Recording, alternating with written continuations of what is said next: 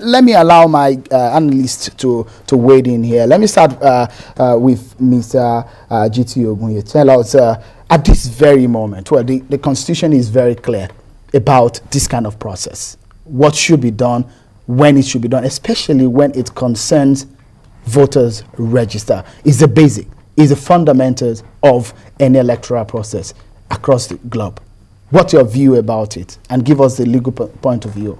Well, Sean, thanks for inviting me. Let's start from the broader perspective, making general statements. And that's the fact that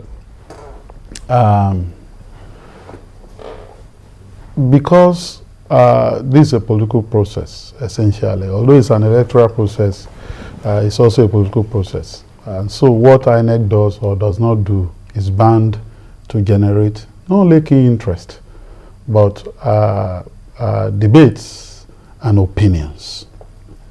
And so Mr. Ido ought not to be surprised that meanings are being read into what INEC is doing. Meanings will be read into what INEC is doing because it's an umpire that superintends a political process, manages an electoral process that determines who gets power.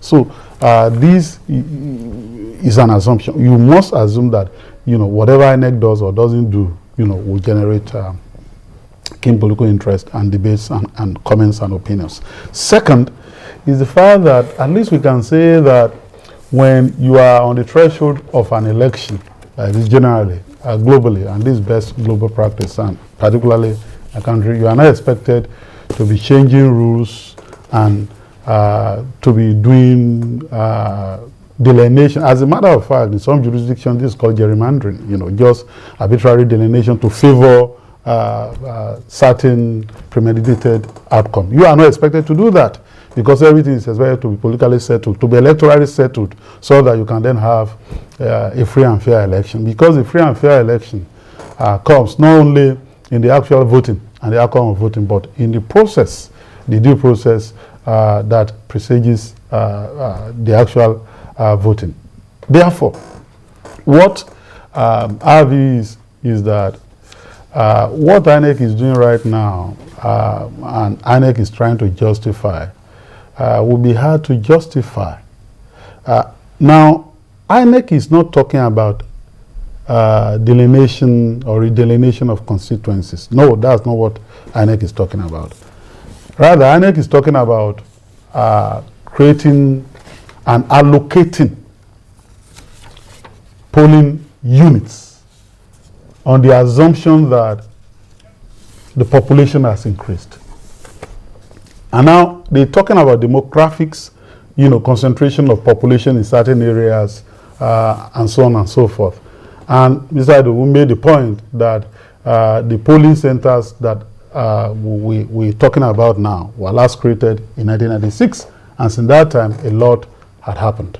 But I want to take it from 2011. In 2011, we had elections. And don't forget that before that election, the biometrics of eligible voters were generated all over the country.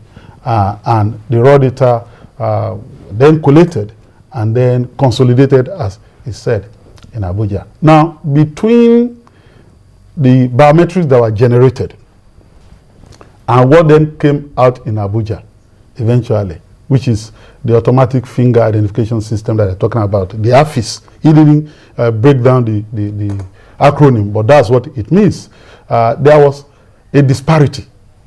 And then, between that AFIS stage and what they call the post-business rules, there are also a disparity. Why? Because all over the state, there are some people that were manipulating the process or who are, clever by half, who will supply their fingerprints in several places, not just in one place, to see whether they could then get 2 or 3 voters registered at the end of the day, ultimately, and all that. Or there are instances where, although there were prints, biometrics, but there are no faces attached to them. So when they were clean, that's why they use the word cleaning up. Cleaning up. If it wasn't dirty, they wouldn't be talking about cleaning up. So at the end of the day, they then have a PBS stage where the bloated data that they got, for example, Kano State, where you had a 5 million so-called voters who participated in the process, who are supposed to be registered at the office stage, dropping to 3.7 million at the PBS stage. Now, the issue, therefore, is that at this point, when INEC is talking about creating, reallocating polling units, the question that will be posed fundamentally, which is the primary question before other questions will follow, is that on what basis are you creating this? The cleaner one or the debt? On what basis? Is it on the basis of the PBS that you have accepted is the cleaner one, on the basis of which you are issuing permanent voters register, or the office? Now, they are straddling between office and PBS depending on the state.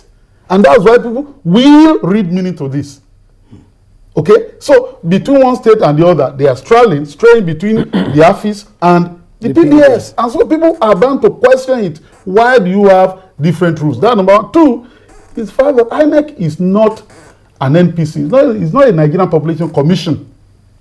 INEC ordinarily ought to deal with eligible voters. Now, between 2011 and now, the voting age 18, there are people that are above 18. Those are the new voters. So, those are the people that INEC should be concerned about, not about some imaginary voters who were somewhere, who couldn't go and vote, and so who then deserve to be accommodated by way of arbitrary creation of all these polling centers. Interesting. So, and that's why it's going to be problematic for INEC, because the question will be posed, on what basis are you creating these polling units? Is it on the basis of some imaginary voters who are somewhere, wherever, and who aren't captured, and who aren't complaining or suing you that they weren't captured, that you are doing this arbitrary creation of polling centers and all that? And when he was talking about not responding to zones and all that, I think that, look, the worst thing in officialdom in our present circumstances, and I don't want to explode that point beyond the particular, is to behave like the ostrich. Too often in this country we behave like, either in military terms, denying the reality, or in terms of combating and health emergency, or in terms of roads that are not being built, that are being celebrated on television. We play the ostrich too often. When he says that, yes, we don't deal with zones, those are settled issues. Everybody discusses this country on the basis of zones. It's recognized. So, and when you say you don't deal with zone, you deal with state, and at the end of the day, you then have a lopsided, arbitrary reallocation based on what? Landmass or what? All right. Let me allow Mr. Abala to come into this. What we have, if we may have that particular slide, and maybe after you've waded in, we'll have Mr. Kayode Idowu to give us the zone that Mr. Kayode is talking about, the reallocation based on the zones that Mr. Kayode Idowu is talking about. The allocation is actually for from the proposed 30,000. What goes to the north is about 20,000 or over, and what goes to the south is above 8,000, giving us within the range of that 30,000. But by that zonal breakdown, Mr. Zakabala, if you can give us an understanding of what your take is on the move by INEC. Is it timely? Is it a case of you have a cleaner shirt and you have one that is not so clean, and you chose to use the one that is not so clean?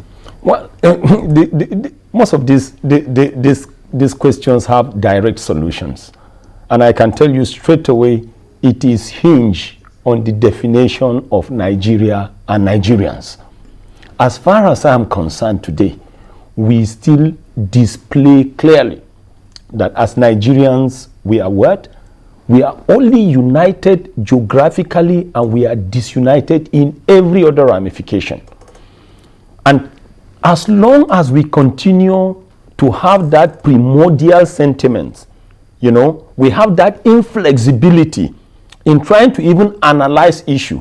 Believe me, Sheung, we will continue to have stunted development. We will continue to remain a mono-product economy. So every time you have issues being presented, like I keep saying sometimes, you analyze them. People like me who are analysts, right? We come with perspectives that are supposed to create objectives that will now trigger people to ask questions.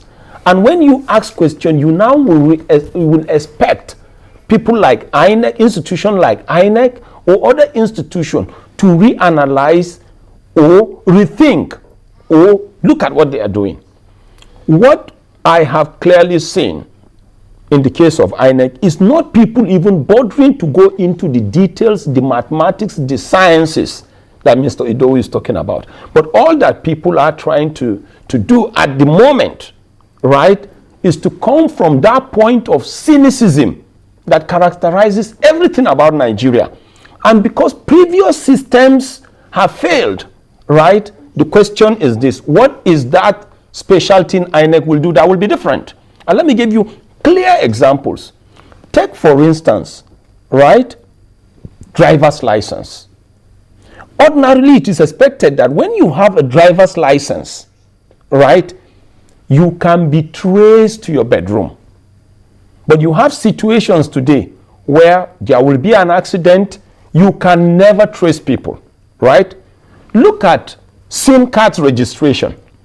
It is expected that based on SIM cards registration, there should be, fraud should probably have been reduced by the highest percentage. But today you still have scammers coming up. You have pre-registered SIM cards on the street. You have people today who will scam you and they can't be traced. What can you talk about even the insurgents today that we are seeing in some parts of this country, especially the Northeast, coming with vehicles?